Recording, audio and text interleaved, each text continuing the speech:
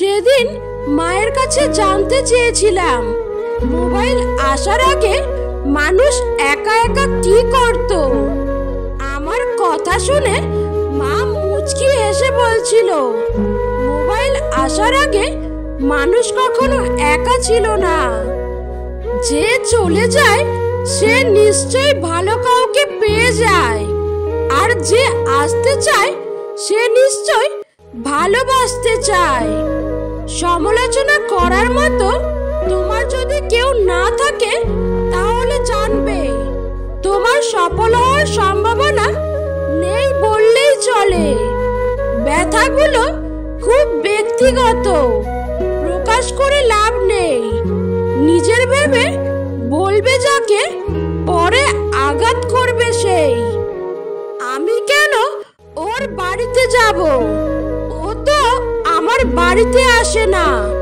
এভাবেই হারিয়ে যাচ্ছে হাজারো আত্মীয়তা সম্পর্কগুলো। স্ত্রী কখনো কিছু জিজ্ঞেস করলে কখনোই মিথ্যা কথা বলবেন না, কারণ সে জিজ্ঞেস করার আগে থেকেই সত্যিটা জানে, পরে প্রশ্ন করে। পৃথিবীর সবচেয়ে দুর্বল স্থান হলো মন, আর সবচেয়ে শক্তিশালী অস্ত্র হলো ভালোবাসা। দুনিয়ার সবচেয়ে বড় প্রতিশোধ হলো কথা বলা বন্ধ করে দেওয়া। যারা বলে দেশে ভালো মেয়ে নেই, ভালো স্ত্রী পাবো না, আসলে তাদের নিজেরই চরিত্র ভালো না। ভুলটা আমারই ছিল। আমি অন্ধের শহরে গিয়েছিলাম আয়না বিক্রি করতে। কাউকে ভালোবাসলে এতটাই ভালোবাসো যাতে তার জীবনে অন্য কারোর ভালোবাসা প্রয়োজন না পড়ে। এক বাদশাহর কাছে এক লোক একটি চাতক পাখি বিক্রি করার জন্য নিয়ে এলো। তিনি দাম জিজ্ঞেস করলে সে বাজার মূল্যের চেয়েও অনেক বেশি দাম চাইলো। বাদশাহ জানতে চাইলেন পাখিটির এত দাম কেন, অথবা তার একটি পা নেই। লোকটি বলল, মার্জনা করবেন জাহাপনা, দেখতে সাধারণ হলেও এটি আসলে একটি বিশেষ ধরনের পাখি। এর বিশেষত্ব হলো আমি যখন শিকারে যাই তখন এই চাতক পাখিটিকেও সঙ্গে করে নিয়ে যাই। আমার পাতানো ফাঁদের সাথে এই পাখিটিকেও বেঁধে রাখি। এই পাখিটি তখন তার আওয়াজে অন্য পাখিদের মনোযোগ আকর্ষণ করে। তার এই আওয়াজ শুনেই ঝাঁকে ঝাঁকে পাখিরা এসে জড়ো হয়। তখন আমি একসাথে সব পাখিকে শিকার করি। বলা যায় এই পাখিটি আমার শিকারের প্রধান ফাঁদ। বাদশাহ তার কথা শুনে পাখিটিকে শিকারের চাহিদা অনুযায়ী চড়া দামেই কিনলেন এবং সাথে সাথে জবাই করে ফেললেন। শিকারী অবাক হয়ে জিজ্ঞেস করল, জাহাপনা, আপনি অনেক দামে কেনা পাখিটিকে এভাবে জবাই করে দিলেন? তখন বাদশাহ তাকে একটা মহা মূল্যবান কথা বললেন, যা ইতিহাসে আজও অমর হয়ে আছে। তিনি বললেন যে অন্যের সুখের জন্য তার স্বজাতির সাথে অনায়াসে এমন গাদ্দারি করতে পারে, তার এই পরিণতি হওয়া উচিত। মেয়েরা স্বামীকে সব সুখ দিতে পারে, কিন্তু একটা সুখ চাইলেও দিতে পারে না, আর তা হলো কথার সুখ। মেয়েরা স্বামীকে মুখের কথার সুখ সহজে দিতে পারে না। দেখা যায় তারা না চাইতেও মনের অজান্তেই স্বামীর মুখের উপর কথা বলে। মানুষের পক্ষে কাউকে পুরোপুরি ভুলে যাওয়া সম্ভব না। হয়তো কয়েক মাস, কয়েক বছর, নয়তো কয়েক যুগ, তারপর হুট করে আবার মনে বছর পরও হুমায়ুন ফরিদের মতো আক্ষেপ নিয়ে বলবে, আমি এখনো একটা মানুষকে অসম্ভব ভালোবাসি। আমরা এমন দেশে বাস করি যেখানে ছাত্র বিচার করা হয় পরীক্ষার নাম্বার দেখে, সৌন্দর্য বিচার করা হয় গায়ের রং দেখে, আর সম্মান করা হয় অর্থ দেখে। শুধু জামাই নয়, পারলে ছেলে হয়ে ওঠো।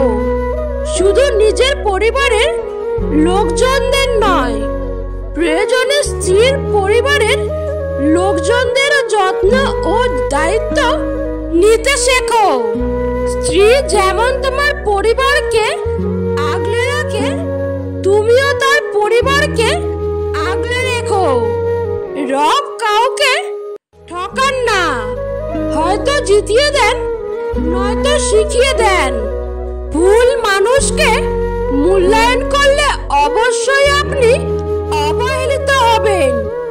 আজ না হয় কাল। প্রমাণিত, যখন তুমি কোনো কারণ ছাড়াই আনন্দ অনুভব করো, তখন এটা বিশ্বাস করবে যে কেউ না কেউ কোথাও না কোথাও তোমার জন্য দোয়া করছে। যে অন্যকে কষ্ট দিতে পারে না, সে নিজেই বেশি কষ্ট পায়। জীবনের সেরা শিক্ষাটা পাওয়ার জন্য একবার ঠকে যাওয়া খুব দরকার। যে মানুষটাকে মন থেকে চেয়েও পাচ্ছেন না, বরং আপনাকে অবহেলা করে যাচ্ছে, সেই মানুষটার কাছ থেকে সরে আসুন। তাকে অন্তত একটু একা থাকতে দিন। ভালোবাসলেই যে পেতে হবে এমনটা নয়। মাঝে মাঝে নিজের জন্য না ভেবে ওই মানুষটার কথা ভেবেও প্রিয় মানুষটাকে ছেড়ে আসাটাও ভালোবাসার বহিঃপ্রকাশ। সবকিছু পেয়ে যাওয়া মানেই ভালোবাসার সার্থকতা নয়। কিছু বিষয় না পাওয়ার মাঝেও ভালোবাসার সার্থকতা লুকিয়ে থাকে। যে মানুষটা আপনাকে চায় না, তার কাছে নিজেকে যতভাবেই প্রকাশ করেন না কেন, ওই মানুষটা দিন শেষে আপনাকে বুঝবে না, বরং আপনার অনুভূতিগুলো তার কাছে আরো সস্তা হয়ে যাবে। যে আপনাকে ভালোবাসবে, তার কাছে আপনার অনুভূতি প্রকাশ না করলেও মানুষটা আপনার জীবনে থেকে যাবে। মাঝে মধ্যে একটু থামতে হয়। যখন অতিরিক্ত ভালোবাসা প্রকাশ হয়ে যায়, তখন একটু স্পেস দিতে হয়।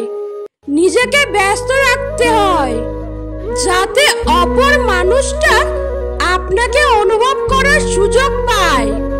সব সময় একইভাবে যদি আপনি আপনার ভালোবাসা প্রকাশ করে যান, তাহলে মানুষটা আপনার শূন্যতা অনুভব করতে পারবে না।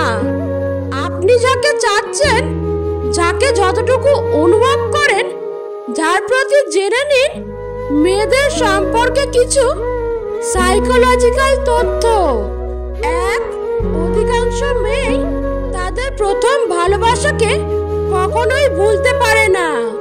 দুই, যে কোনো মেয়ে বিবাহিত হোক কিংবা অবিবাহিত হোক, তাদেরকে কোনো ছেলে পছন্দ করাকে উপভোগ করে।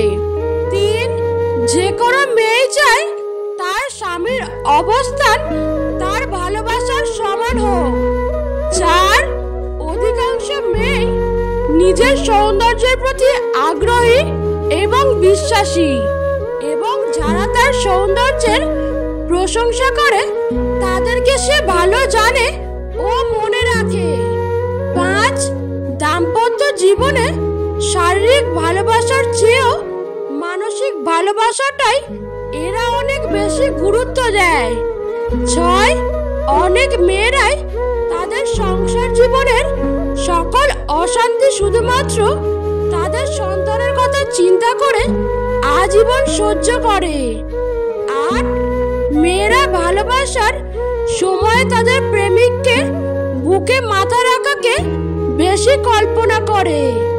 ক্ষমতা পেয়ে যারা নিজেকে ক্ষমতাবান মনে করে তারা হয় অত্যাচারী, আর যারা ক্ষমতা পেয়ে নিজেকে দায়িত্বশীল মনে করে তারা হয় বিনয়ী। 5 বছরের সম্পর্কেও বিচ্ছেদ হয়, আবার 2 মাসের সম্পর্ক বিয়ে পর্যন্ত গড়ায়। সম্পর্কের বয়সটা নয়, একে অপরের প্রতি গুরুত্বটাই আসল। বয়সে বড় তো আমরা সময়ের সাথে সাথে হয়ে যাই, কিন্তু মানসিকভাবে বড় হতে হলে আমাদের কখনো কখনো নিজেকে ছোট করতে হয়, নিজেকে ভাঙতে হয়, অপরের কাছে ঠকতে হয়, কত কিছু হার মানতে হয়, কখনো কাঁদতে হয়, কখনো কাঁদাতেও হয়, আবার কখনো কখনো জীবন্ত লাশ হয়েও বেঁচে থাকতে হয়।